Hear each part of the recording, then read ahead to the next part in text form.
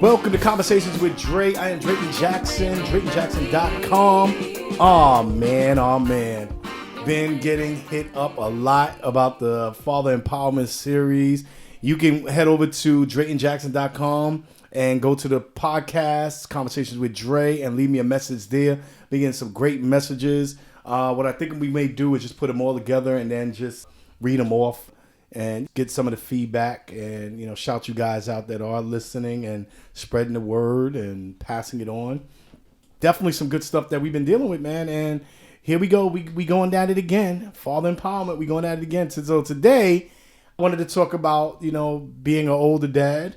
I have crossed the gamut. As you guys know, I have 8 children, 6 with my ex-wife, 6 beautiful daughters with my ex-wife, and 2 wonderful sons with my wife today. And it is interesting going across that gamut and having children throughout those stages of my life. It's very interesting to see the differences, in what you go through when you are, an older father.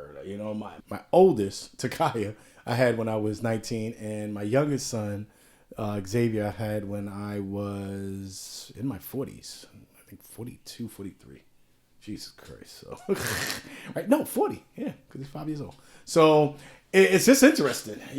I definitely see the differences, and I wanted to touch base with this, man, because I see some of the stuff that is different out there in regards to the age, and I see how it definitely fares different in regards to what I'm able to take and what I'm not able to take and what I have been through. So I've got to see both sides of it. And then what really put me down this road is that George Clooney at 55 had, with his wife, who was 39. So both of them definitely older in age and have no children. And this was their first child. So you start to hear a lot of that comment out there, like, from people, you're not missing anything. I tell that to fathers all the time. Trust me, just wait. But the clock is ticking. We've been telling women that for years, right? The clock is ticking. And here it is, the research that I went down, and there's research out there that, hey guys, yeah, the clock is ticking on you too. All right? The clock is ticking on you too. Lord, did I not know? So biological, there's a lot that goes on out there. The Times.com, because, Noma Magazine, but the Times.com did a great article in 2017 in August called Older Dads Are More Common Than Ever Before. And it goes with the whole thing of, starting this whole series on, father empowerment, is that times is changing, man. And what you see now is not what you saw even 10, 20 years ago. And it's a very interesting thing that, we're dealing with in regards to what fathers are looking at as important to them and what society is looking at that's important to men and fathers today. So we're going to dive into this thing and really go on this Times article that gives some great, numbers and research on how to deal with it. So Amanda McMillan did this whole write-up about this and really touches on some good points that I really just want to quote from her. And then she's dealing with the new study in human reproduction, which is a research paper that's out there that really did good. I actually read that before I read this. But she says this, that women aren't the only ones putting off having children in the United States these days. The average age of fathers has also increased by 3.5 years over the past 4 decades, according to a new study in human reproduction, right? The average paternal age at the time of an American child's birth rose from 27.4 in 1974 to 30.9 in 2015. Over that same period, the percentage of dads over 40 when their children were born more than doubled. Say it again. Over the same period, right, that child's birth rose, the percentage of dads over 40 when their children were born more than doubled from 4.1% to 8.9%. And that percentage over 50 grew from 0.5% to 0.9%. According to the data from all live births reported to the U.S. government and from 1972 to 2015, a nearly total of 169 million babies. Wow. I'm going to let you guys digest on that real quick while we take a break and come back. Think about that. 4.1% to 8.9% are over 40 years old. Times have changed. We're going to come back. Conversation with Dray, the father empowerment. We're talking about older dads. Today's show was brought to you by Gather Together, Grow Together at g2g2.org, helping low-income and homeless people in Kitsap County. What's good? Conversations with Dray, Drayton Jackson, draytondjackson.com. What is up? So, we're continuing this fatherhood empowerment series, and we're dealing with older dads, man. We're dealing with older dads. Clock's ticking, right? We tell women that for years, right? The clock is ticking. But guess what? The clock's also ticking for fathers as well, man. So Amanda McWilliams in Times.com gave a very, very interesting article dealing with older dads, and she was saying that the average fathers today of older age have increased dramatically, and she just gave it a percentage, and I left you guys with, the 4.1% to 8.9% that grew, right? And then the men over 50 grew from 0.5% to 0.9%. Still under 1%, but geez, these increases are big, man. So let's just really dive into it, though. And she deals with a lot of the effects of being an older father and some of the things that are there. I'm gonna read a quote from her. On the other hand, men acquire about 2 new mutations in their sperm DNA each year out of billions of DNA letters, right? It's not clear yet whether those mutations have an impact on their children, but some studies have found links between older fathers and higher rate of autism, mental illness, some pediatric cancers, and a rare genetic condition in their children. Women with older male partners also tend to have a higher rate of miscarriages and may have a harder time becoming pregnant. So, as much as society talks about throwing the woman under the bus, right? Because this is interesting, right? Because it's us as older men, we start losing testosterone. That's the one thing that we're told, man. I mean, you can see it all over television, right? A lot of these testosterone pills, get your mojo back, get your energy back, and all of that. And I'm going through it now. I can't lie. I turned 45 last year, and it wasn't me. It just started. Like, it was like something got turned on. There's a little man inside there that cranked the machine the other way, and all of a sudden, stuff started decaying. Back started hurting, feet started swelling. But so you start to understand that just losing testosterone is not it. You know what I'm saying? There's a lot. So not to get biblical, but I just want to go down the road real quick. So, Abraham was 86 when Ishmael was born. You know what I'm saying? So, if you talk about the Bible days, right? And then Sarah was, 90? You know what I'm saying? And I think that, what's crazy is, we look at the older times and say, damn, that's so far-fetched. It's like, damn, why can't we do that? So what she's saying in this is that, yeah, a lot of these illnesses that you see on the children may actually be us that are giving our children these things, and not destroying, but affecting our children by having children at an older age. And I know that there's going to be more data put together. There's going to be more research that we'll probably come back to in a couple of years and go over it again and see some of the differences. But it's really amazing to me that when we deal with it in the fashions of that it's all women, right? So your clock is ticking. You can't have no more children at this age. Hello, Janet Jackson, 50 years old, just had her first child, right? So, I think, and I'm just going to say this, and pardon me if you feel a way about it, but I think it's all crap. You know what I'm saying? I'm going to be honest with you. If it's your time to have a child, it's going to be your time to have a child. If it's not, it's not. And there's people that are out there that, being young could not conceive children. You get what I'm saying? And, they put it to all of this and all of that. And we all know, if we really want to get down and, deep into it, we know that a lot of it is chemicals and foods and, the water. A lot of things go into changing the makeup of our body and what our body is sustaining, and, if you're talking about the biblical days, more vegetarian eating, more fresher foods and stuff like that. So all of those things could play a role, into it. So I think it's just making sure that we look at ourselves and understand that, don't get too bent up on, oh, my clock is ticking, I can't have any more children, or I need to have children, and, whatever, blah, blah, blah, we'll see it through. Your body is your body.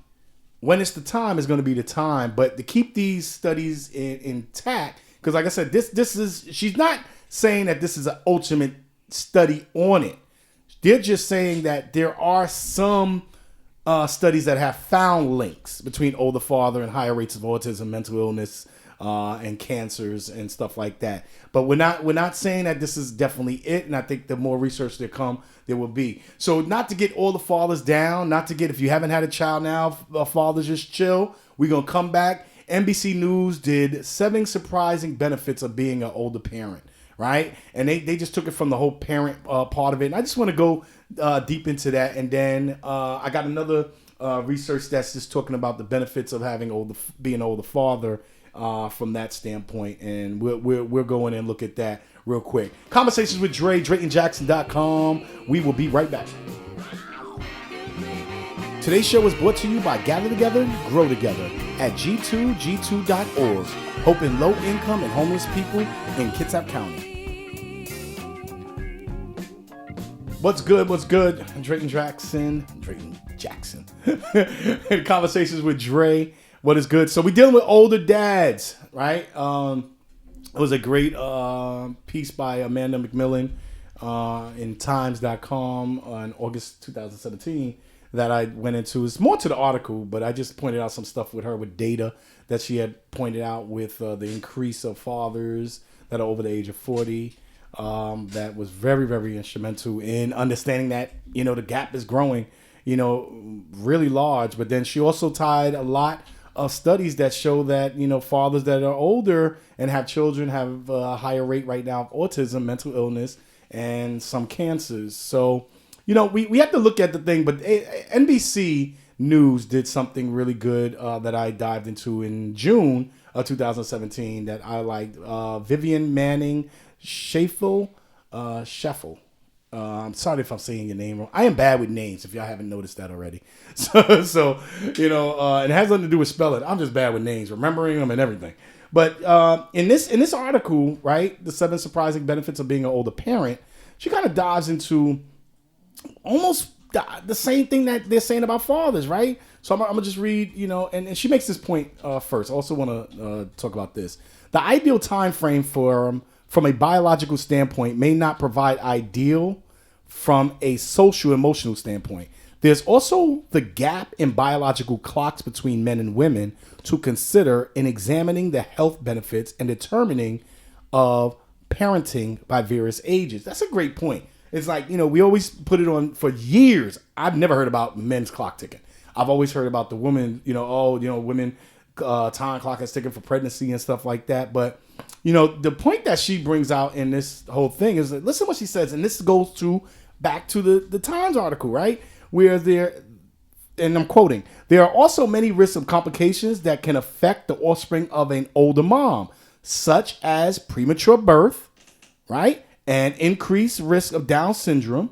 A recent Danish study followed children over an 18-year period and found that children born to older moms had an increasing risk of a developing mental disorder, heart disease, and other things that are there. So when you look at everything that is going on, hey, are you blaming the mother or are you blaming the father? What's the blame? So Are you just saying all you older people, stop having children because that's what it is? But let's go into this NBC thing, and I'm gonna just read off some of the things that they're saying. So number one was you may have yourself a smarty pants, right? So it turns out that if you're an older dad, odds are, and this is the quote that I'm reading from this NBC piece.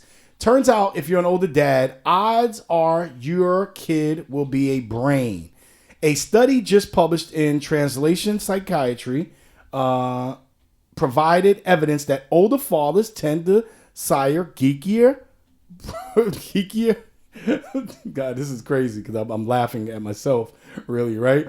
So, geekier children from both the UK and the US examined data of 1,500 sets of twins collected from tests to measure their geek traits, including IQ, science, technology, engineering, and math, right? STEM, grades, interests and social skills.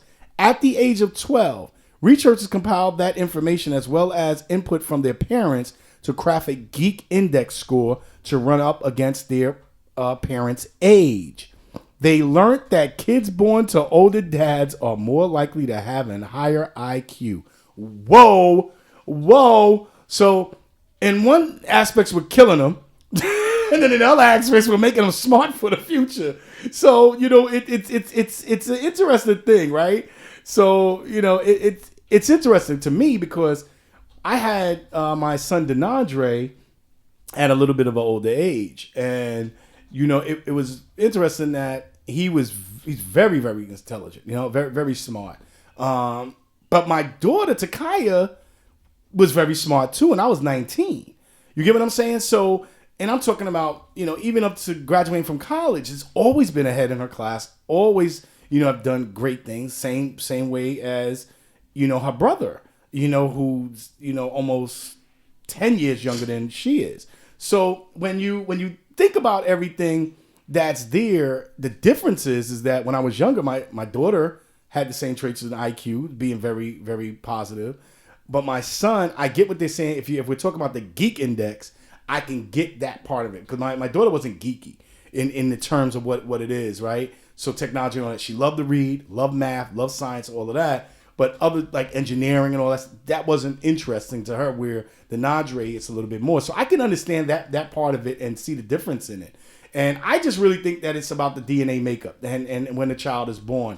Just being honest with you. I to touch on that point, I want to come back and I'm gonna read something just to back up my point of why I think that it's less the DNA and more about society that you're in at that time. And I'm gonna give a quote to back my little bit of evidence up. All right, it's Drayton Jackson, Conversations with Dray, draytondjackson.com, and we will be right back, man. Today's show is brought to you by Cars Auto Repair at 3740 Wheaton Way in Bremerton, Washington. Fixing cars in Kitsap County for more than 10 years. Give Chris a call, 360-561-1566. Welcome back to Conversations with Dray. We're on our Father Empowerment series, and I am dealing with older dads. Oh my goodness, this is interesting to me because, like I said, I have 8 children, and I have had a span of children since I was 19 with my 2 wives. One, that sounded wrong. I did not have 2 wives at the same time. But with my ex-wife, I was 19 when I had my first, and when I had my first son, I was in my late 30s, and my last son, I was in my 40s. So definitely understand this from different perspectives of it. So we were dealing with the Times.com article that really went into this whole thing of the DNA and percentage of older fathers by Amanda McMillan, where she talks about the percentage has grown dramatically. It doubled in the U.S. of older fathers, right? But also she dives into the DNA of older fathers really causing autism, mental illness, and all of that. But then at the same time, we go down to NBC. And NBC does something with Vivian Manning, Schaefel, sorry if I'm saying the name wrong, in 2017 also put out that, older mothers also have a higher increase of Down syndrome and, mental disorder, heart disease, and all of that stuff as well. So basically older parents we kill, giving our children death. That's what it's basically saying. But in the NBC article, what I like is, boom, they dive into it and let you know that older fathers can bring out the geek in our children. So what they did is they did this geek trait thing, right? For science, technology, engineering, math, and STEM and all of that stuff, and their interests and skills. And come to find out that a lot of children that came from older fathers, they were smart. And I told you the difference that I saw or didn't see was when I had my oldest daughter, Takaya. Takaya is very smart. Very smart. Now, quote unquote geeky, I don't know what that term really, breaks down to. But if we're talking about that in the term of interest in science and engineering side of it and computers, my daughter didn't have that, right? She very smart. Math, science, reading, writing, very smart in that, even up to when she graduated from college. So, I saw that part, but then on the Nadre side, my son is more in that geeky side if you're talking about computers entering into the equation, where, he loves the computers, can work a computer, a cell phone, whatever it may be, loves engineering, loves science like that. So, when we're looking at all of these things, it's there. But I said this, right? So Science Daily had this thing in September 2017 that talked about, the mobile phones. Both of my sons, when they came out, they was able to use the cell phone. I kid you not. I kid you not. You ask any child that's from the age of maybe 7 months all the way up until 10 years old, right? Right now. They know how to use a cell phone without us teaching them. So my theory was that, is that, especially with my sons, their mother always used the cell phone, right? So in the Science Daily, it says this: mobile phone use during pregnancy is unlikely to have any adverse effects on a child's neurodevelopment. According to new research, these findings provide further evidence that exposes to radio frequencies, electromagnetic fields associated with maternal use of the cell phone. So now check this out. You ready? Researchers found that children born to mobile phone users had a 27% lower risk of having lower sentence complexity. Understand that. 27% lower risk of having lower sentence complexity. 14% lower risk of incomplete grammar, and 31% lower risk of having moderate language delay at the age of 3, compared to children of mothers who reportedly no mobile phone use. Get what they're saying is that actually using the cell phone while you're pregnant increases their vocabulary and help them to do things. So that was my theory of it, in the beginning. Anyway, mentally, I never really, went down and researched it until I found that. But then these are the other things that they're saying about older parents, right? Having children at an older age. NBC.com kind of went into it, and they said that the number 2, right? We said the number 1 was that you can have, by fathers, you're giving excellent children, right?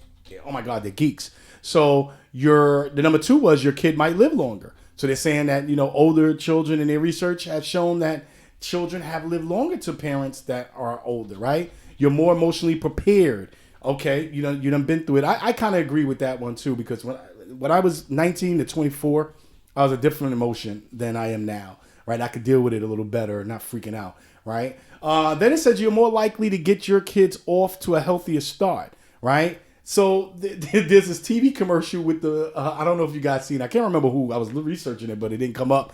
There's this TV commercial with the mother holding her child, and then she's sitting down, and then everybody wants to touch the child, so she gives them a baby wipe to wipe their hands, and then she's taking out sanitizer and everything. But then they cut through the second child, the second baby, and she's giving the baby to the mechanic so she could go and pay him. You know what I'm saying? So you learn a lot, and then what we realize is that, okay, you know what? It's not as bad as we think. Them catching germs is not going to kill them. Them, playing in the dirt, eating it is not, not going to kill them like you realize on your first child, right? So then number 5 is you're less likely to lose it, which is almost true because you've been through it, you understand it, right? So when I was in my 20s and 30s and my daughters, oh my goodness, they had it hard. You know what I'm saying? Because I was stressed because I'm taking care of the family, but at the same time I was just like, yo, be on point. Stop bugging out, and just sometimes just go crazy because you're trying to understand it and trying to realize that you have somebody that you're responsible for a long time. You get what I'm saying? Then the number 6 is that you'll be more financially stable. That's either here or there. That's either here or there with financially stable, because there's research that show a lot of older people that have children, just not being financially equipped. But supposedly that is true. So if you have an older child, you hopefully you've been working or for a long period of time and have your finances and understanding better. You'll be better equipped to access your parenting memories, and I think that's a key part too. That is very critical, is knowing what you have been through, right? And that's a lot to say about us as older parents. The real benefits of having children at an older age, I think is good. I don't think it's as stressful than people would know. So Fatherhood.com, which is something I ran into recently. I haven't really went into the website, but I like this. Corey Leviton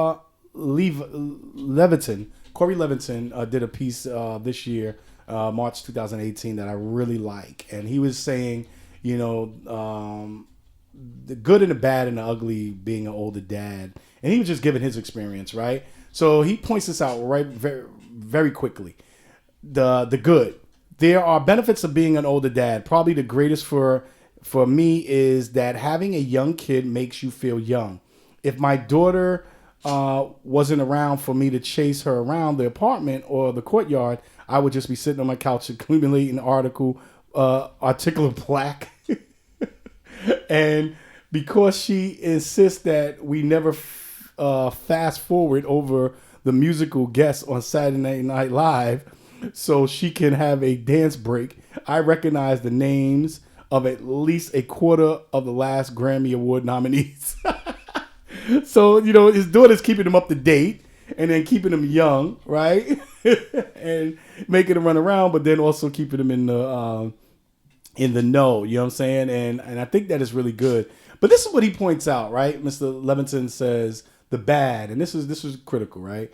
He starts to feel his age. This is what he's saying, this quote from him.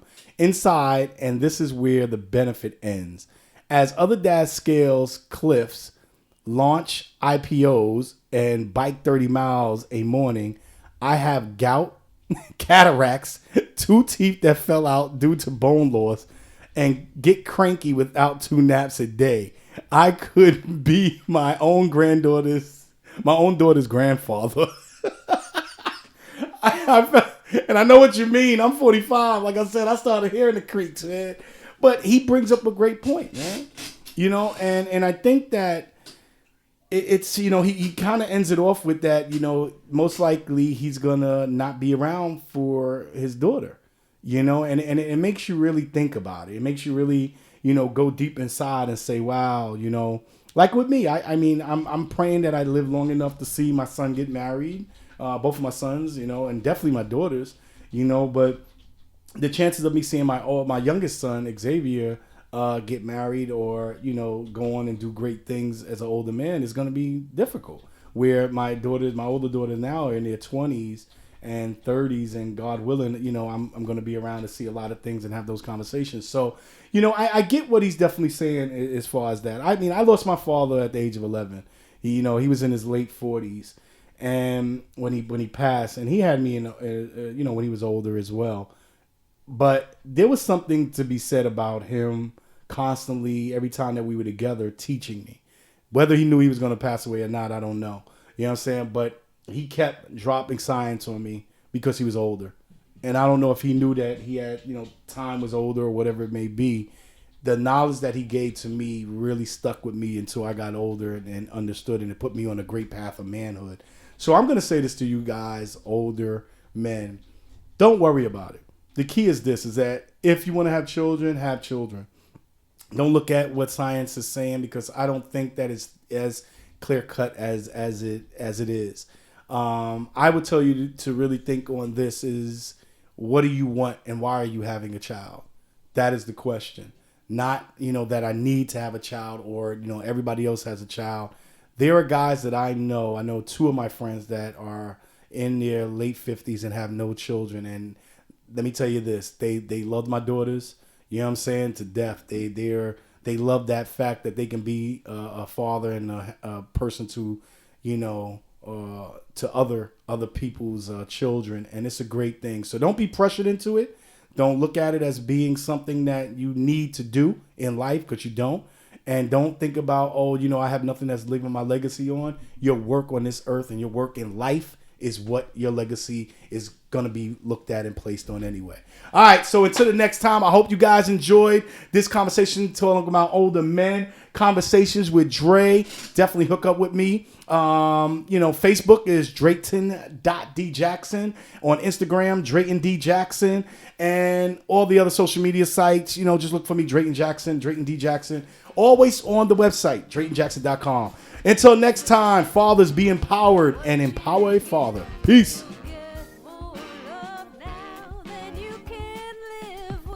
Conversations with Dray is intended for entertainment purposes only. The views and opinions expressed in this show by its hosts do not represent the views, positions, and opinions of Family Day Foundation, For You Entertainment TV, and its affiliates.